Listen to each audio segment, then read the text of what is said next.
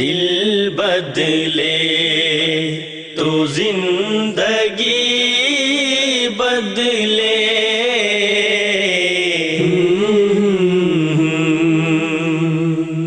بسم اللہ الرحمن الرحیم. السلام علیکم ورحمۃ اللہ وبرکاتہ. حضرت ابو ہریرہ رضی اللہ عنہ سے روایت ہے، نبی کریم صلی اللہ علیہ وآلہ وسلم نے فرمایا، حیا ایمان کا ٹکڑا ہے اور ایمان کا انجام جنت ہے، اور بے حیائی ظلم ہے اور ظلم کا انجام دوزخ ہے. آج میں فائزہ خان اور میرے ساتھی زہرا منصور، ارم رزاق، بشرا منیر اور رفت عدیل، الحمدللہ ایک بار پھر ہم استاذہ نگہت ہاشمی کی مجلس میں موجود ہیں. ہم ان مجالس میں اکٹھے ہوتے ہیں کیونکہ ہمارے اسلاف کی بھی یہ روایت رہی ہے کہ وہ علم کے لیے، تذکرے کے لیے اساتذہ کی مجالس میں تشریف لاتے تھے. ہم بتدریج مختلف حوالوں سے بات کرتے ہوئے آگے بڑھ رہے ہیں. ہم میں سے ہر کوئی دل کی تبدیلی کا خواہاں ہے اور اپنی زندگی کے معیار کو بہتر بنانے کے لیے کوشاں ہے. استاذہ، آج ہم جو آپ سے جاننا چاہتے ہیں کہ نبی پاک صلی اللہ علیہ وآلہ وسلم کی بات سچ ہے، ان کی کہی ہوئی کوئی بھی بات ہم اس پہ عین یقین رکھتے ہیں، لیکن ہم اس بات کو سمجھنا چاہتے ہیں کہ بے حیائی ظلم ہے اور ظلم کا انجام دوزخ ہے. اس کی حقیقت پہ اگر آپ تھوڑا سا روشنی ڈالیں کہ ہمیں اس حدیث کو سمجھنے میں تھوڑی مدد ملے. فرمان ہے اللہ کے رسول صلی اللہ علیہ وسلم کا، اور اس فرمان کے حوالے سے وضاحت چاہتی ہیں کہ بے حیائی ظلم کیسے ہے. جی، پہلی بات یہ ہے کہ بے حیائی کیا ہے. اس کو ہم اس کے اپوزٹ سے، اس کے متضاد حیا سے سمجھ سکتے ہیں. حیا انسان کے اندر کی قیمتی ترین خصوصیت ہے، جس کو اردو زبان میں ہم شرم بھی کہتے ہیں، اور یہ برائی سے، بدی سے جھجک ہے.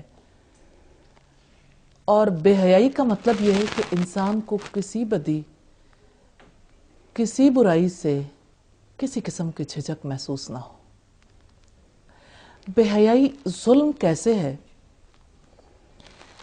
ظلم کہتے ہیں کسی چیز کو اس کے مقام سے ہٹا دینا. تو انسان کا اصل مقام حیا کا مقام ہے. جب انسان حیا کے مقام سے ہٹتا ہے تو وہ ظلم کرتا ہے.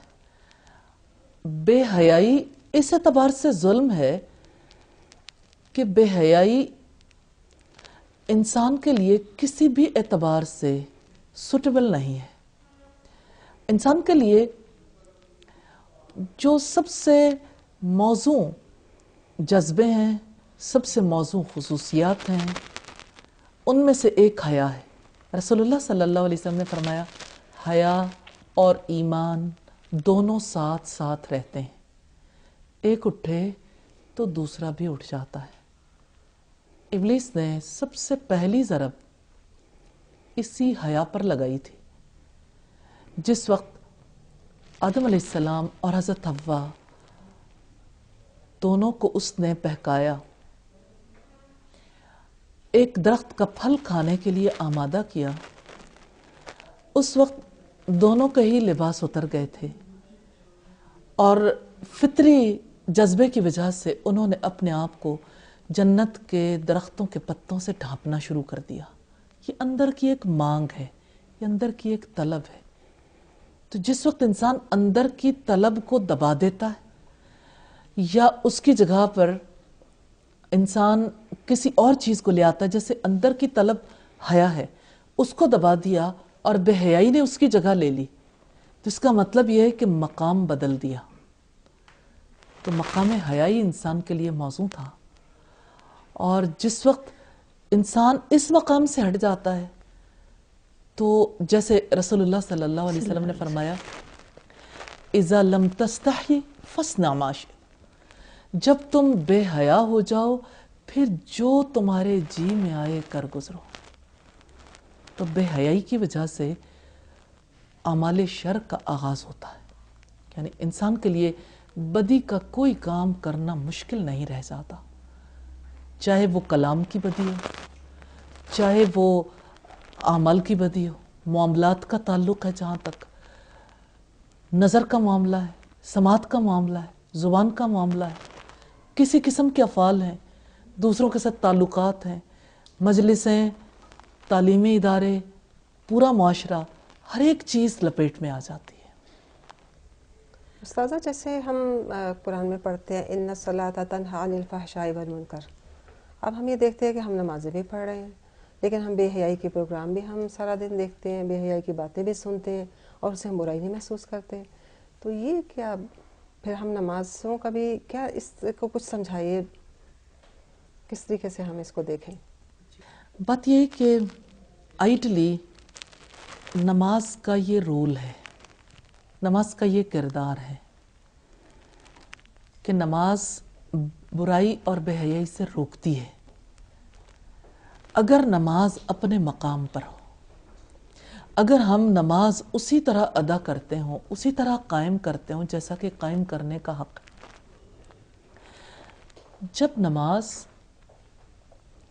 اس کے پورے حقوق کے ساتھ ادا کی جاتی ہے تو نماز برائی اور بے حیائی سے نفرت بھی پیدا کرتی ہے اور اس سے دور بھی کرتی ہے. مثال کے طور پر جو شخص نماز ادا کرتا ہے اور اس نماز کو اپنے لیے قیمتی خیال کرتا ہے کہ اس نماز میں میرا اپنے رب سے تعلق قائم ہوتا ہے، جیسے رسول اللہ صلی اللہ علیہ وسلم نے فرمایا، حدیث جبریل کے الفاظ ہیں، جب حضرت جبریل علیہ السلام نے سوال کیا تھا مل احسان، احسان کیا ہوتا ہے، تو آپ نے فرمایا ان تعبد اللہ کأنک تراہ، تم اللہ تعالیٰ کی عبادت ایسے کرو گویا کہ تم اسے دیکھتے ہو. فَإِن لَمْ تَكُنْ تَرَاهُ فَإِنَّهُ يَرَاكَ، پھر اگر تم اسے نہیں دیکھتے تو وہ تو تمہیں دیکھتا ہے. تو جو انسان نماز ادا کرتے ہوئے اس کیفیت میں آئے کہ میرے سامنے میرا رب ہے، یہ تصور کرے، تو ظاہر ہے اس کی کیفیت بدل جائے گی، اس کی نماز میں بھی کیفیت اور ہوگی اور نماز کے بعد بھی وہ حالات قائم رہیں گے. اور اگر یہ نہیں ہو سکتا تو دوسری صورت ہے کہ میرا رب مجھے دیکھتا ہے. تو برائی کو، بے حیائی کو جو چیز لے جاتی ہے وہ یہی سوچ ہے کہ میرا رب مجھے دیکھتا ہے. اور یہ جب نماز کے دوران ٹریننگ ہوتی ہے تو نماز کے بعد یہ ٹریننگ کام آتی ہے.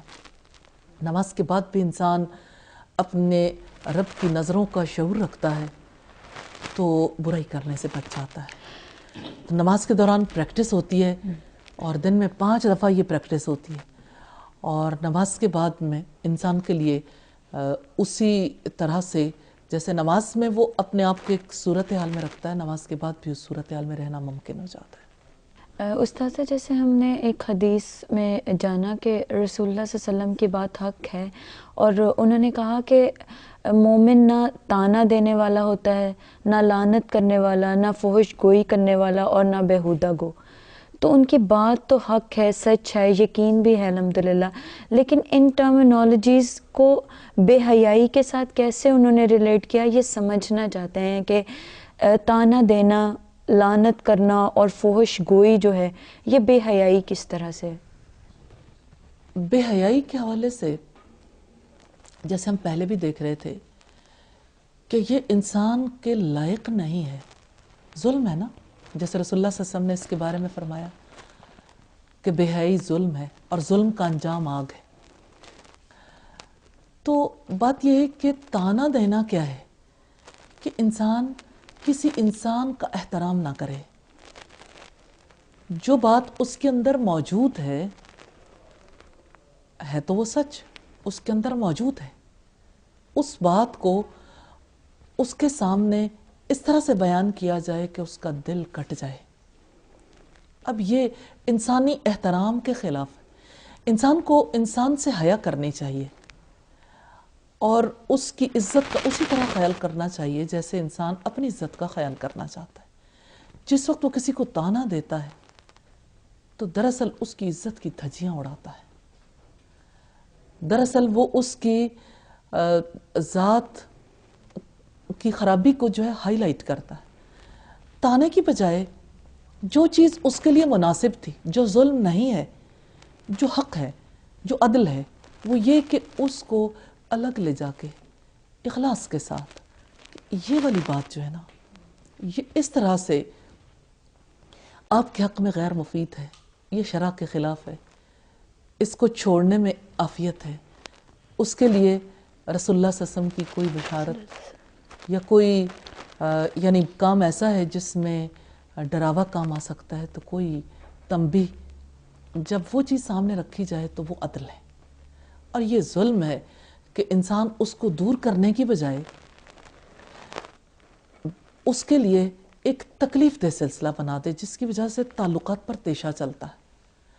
دوسری چیز جو اس حوالے سے لعنت کرنا، وہ تو آپ سمجھتے ہیں کہ جب ہم کسی پہ لعنت کرتے ہیں اس کا مطلب یہ ہے کہ وہ رحمت سے دور ہو جائے۔ تو اصلاً تو مومن کے لیے جو چیز لائق ہے، جس کو رواج دینے کے لیے کہا گیا، سلامتی کا پیغام ہے، افشوا السلام بینکم۔ تو وہ کیسا مومن ہے کہ اس نے سلام کیا اور اس نے تعلق پر تیشہ چلا دیا، لعنت بھیج دی؟ تو یہ سلامتی کے خلاف ہے، سلامتی کے مقام کے خلاف ہے۔ تو اس میں دوسرے انسان کی توہین بھی ہے، اور پھر اس کے علاوہ یہ کہ تعلقات کے بگاڑ کا بہت بڑا سبب بھی دشمنی اسی سے جنم لیتی ہے کہ انسان دوسرے کو رحمت سے محروم کرنے کے لیے بددعائیں کرنا شروع کر دے۔ اور تیسری چیز فوش گوئی ہے، یعنی انسان بے حیائی کی بات کرے۔ تو یہ فوش گوئی، اس کی بہت ساری قسمیں ہیں، یعنی انسان ایسی باتیں جو پردے کی ہیں ان کو سامنے بیان کرے، یا یہ ہے کہ یعنی کسی کے تعلقات کے حوالے سے یا اسی طرح سے ایسی باتیں جو زبان پر نہیں لانی چاہیے، ایسی باتیں انسان زبان پر لے آئے۔ جو بھی حیا کے خلاف ہے وہ بے حیائی ہے، وہ فحش ہے۔ تو فحش گوئی دراصل اس اعتبار سے ظلم ہے کہ انسان کے لائق اچھا کلام ہے۔ رسول اللہ صلی اللہ علیہ وسلم نے فرمایا کہ جو کوئی اللہ اور آخرت کے دن پر ایمان رکھتا ہے اس کو چاہیے کہ بھلی بات کرے وگرنہ خاموش رہے۔ تو حق تو یہ ہے، تو جو چیز ناحق ہے وہ ظلم ہے، یعنی اپنے مقام سے ہٹا دیا نا ہم نے۔ تو جو کلام کرنا ہمارا حق نہیں ہے وہاں خاموشی بہتر ہے، تو خاموشی کی جگہ ایسا کلام لے آئیں تو یہ ظلم ہے۔ اور استاذہ جیسے آج کل ہم دیکھتے ہیں کہ موبائل فونز پہ، سیل فونز پہ بہت زیادہ میسیجز، اور بعض تو ایسے ہوتے ہیں کہ پڑھنے کو ایسے لگتا ہے دل نہیں چاہ رہا ہوتا، اگر پڑھ لیں تو لگتا ہے آنکھیں گناہ گار ہو گئی ہیں۔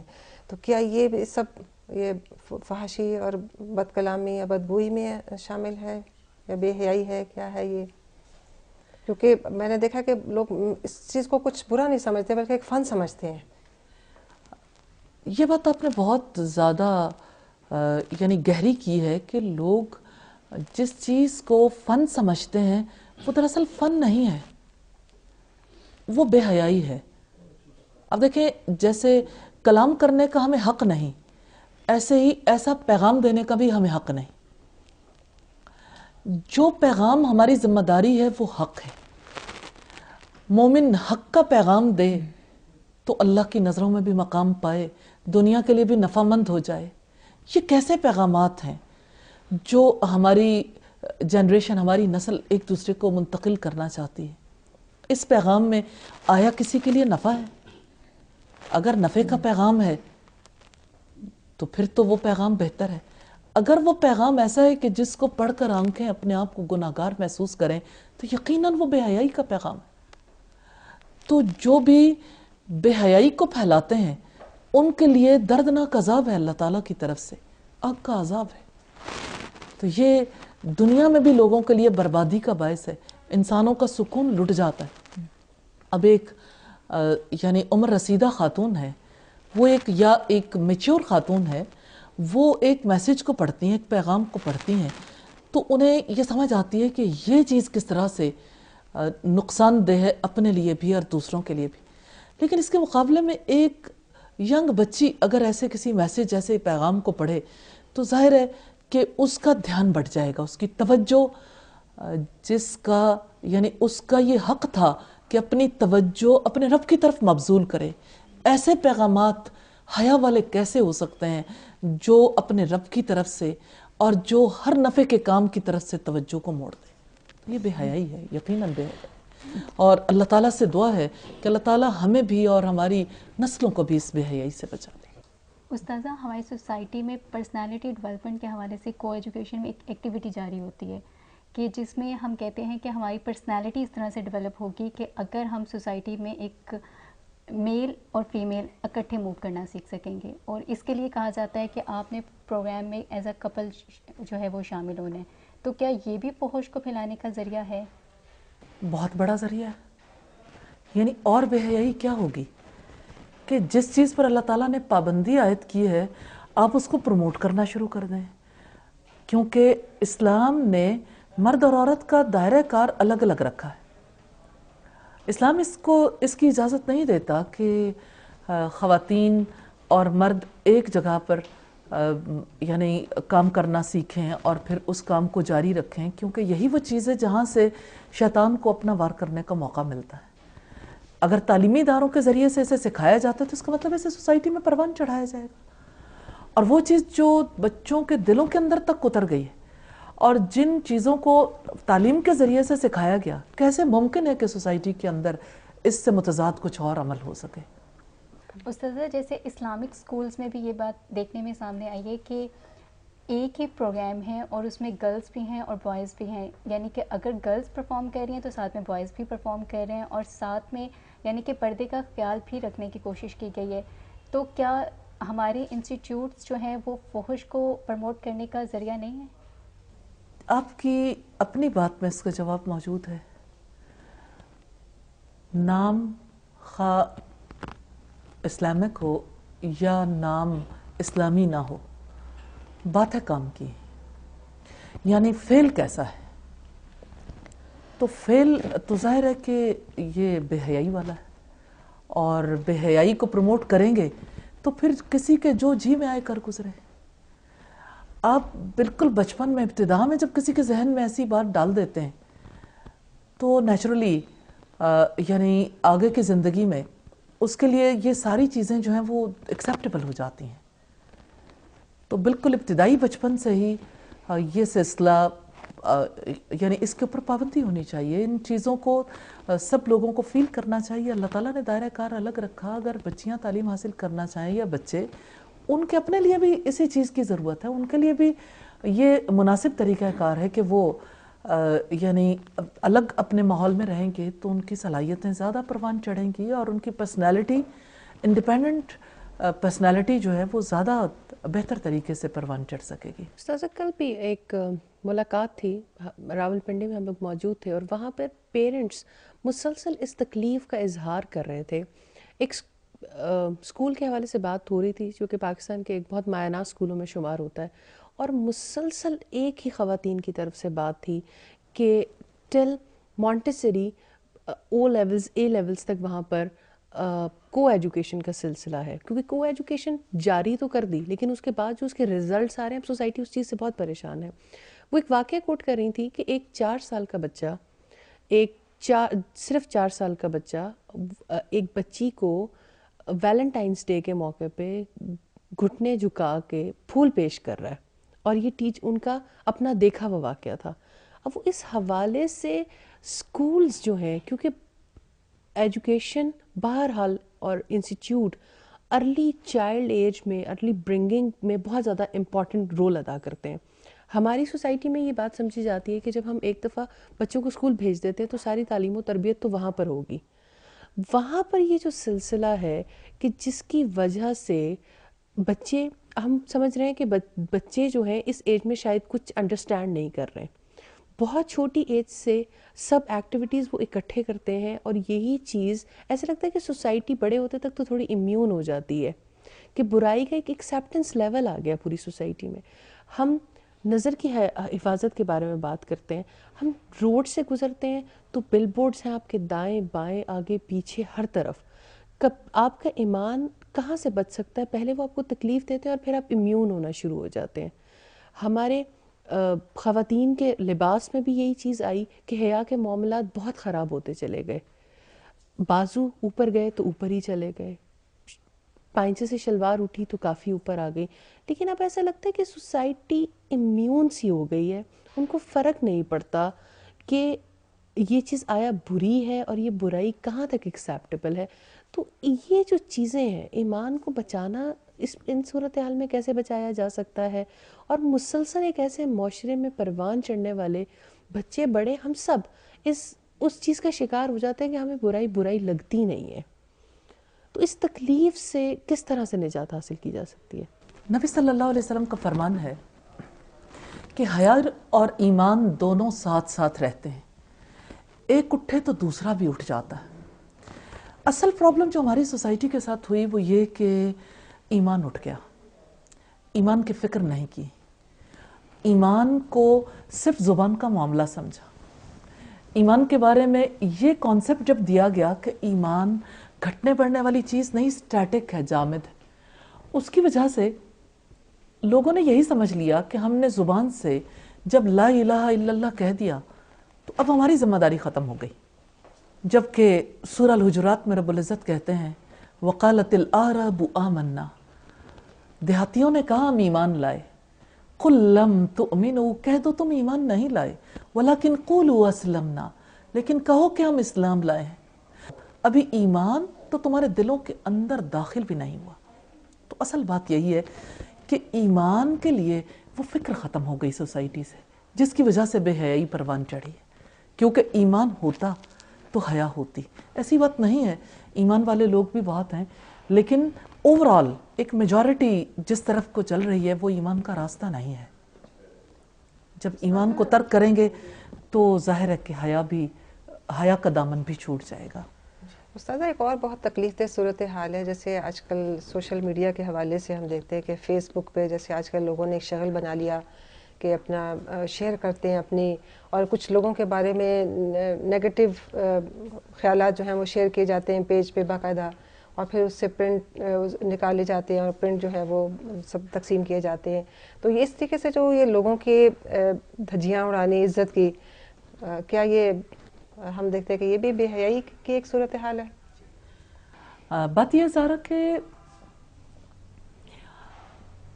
فیس بک سوشل میڈیم ہے، اور اس وقت پہ یعنی سب سے زیادہ جس چیز کی طرف رجحان ہے وہ یہی میڈیم ہے.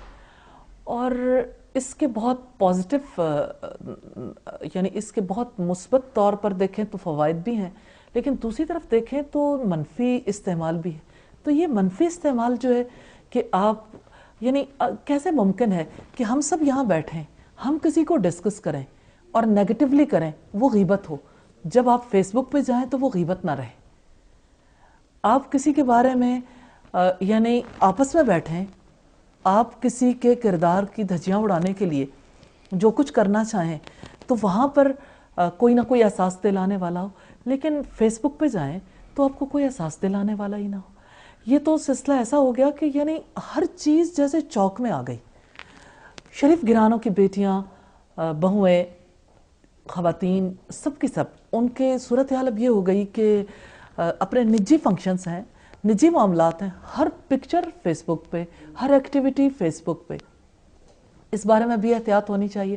لیکن یہاں جہاں تک اس بات کا تعلق ہے کہ آپ کسی بھی فرد کو یوں آپس میں بیٹھ کے یعنی اس کے بارے میں گوسپس کریں اور اپنی کسی تکلیف کی وجہ سے، اور اس کے بعد یعنی کہ اس بات کو آگے بڑھانے کے لیے اور لوگوں تک پہنچانے کے لیے پھر بھی اکتفا نہ کریں اس میڈیم تک اور میڈیم سے اختیار کریں، تو یہ بے حیائی کا عمل.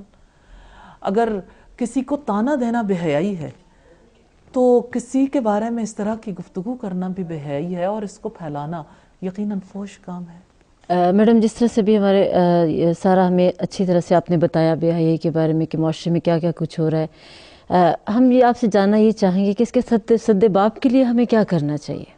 ہم پہلے بھی بات کر رہے تھے کہ ایمان اور حیا دونوں ساتھ ساتھ رہتے ہیں، ایک اٹھے تو دوسرا بھی اٹھ جاتا ہے. صحیح. تو بے حیائی کو دور کرنے کے لیے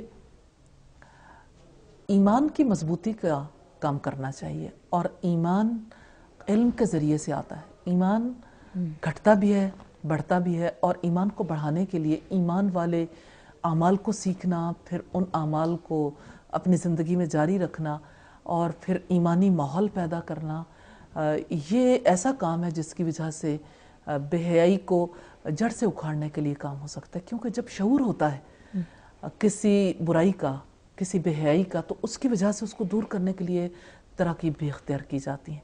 میں ایک بات محسوس کرتی ہوں کہ سوسائٹی کو اس چیز کا شعور ہی نہیں رہا.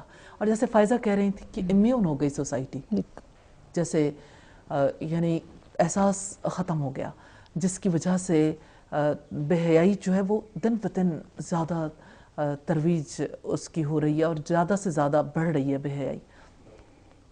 اس لیے ایمانی امور کو فروغ دینا ضروری ہے، اور علم کے عام کرنے کے لیے کام کرنے ضروری ہیں.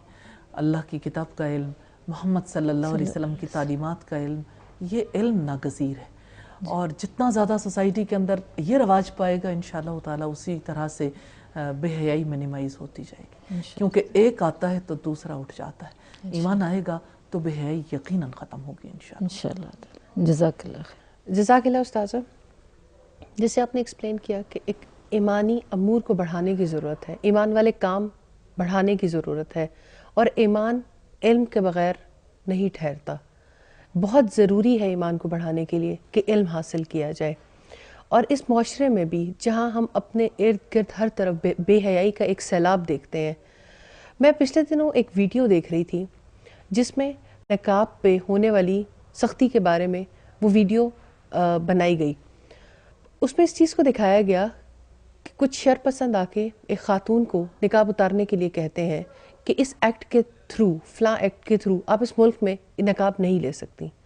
لیکن وہ خاتون نقاب اتار دیتی ہیں اور نیچے انہوں نے ماسک لگایا ہوتا ہے، اور وہ کہتی ہیں، اور وہ پھر ایکسپلین کرتی ہیں کہ اس فلاں ایکٹ کے تھرو آپ مجھے میری ہیلتھ کے حوالے سے بھی کچھ نہیں کہہ سکتے. اصل بات یہ ہے کہ اگر آپ کسی جگہ سٹینڈ کرنا چاہتے ہیں تو آپ خواہ کیسی ہی صورتحال ہو، آپ اپنا ایمان بچا سکتے ہیں. تو اللہ تعالیٰ ہمیں بھی ایسی ایمان کی مضبوطی دے کہ ہم اپنی ویلیوز پہ کمپرومائز نہ کریں. جزاک اللہ. ملتے ہیں آئندہ کسی مجلس میں کسی اور نئے ٹاپک کے ساتھ. السلام علیکم ورحمۃ اللہ وبرکاتہ. ذہن جاگے تو سوچ بھی بدلے، ذہن جاگے تو سوچ بھی بدلے، دل بدلے تو زندگی بدلے.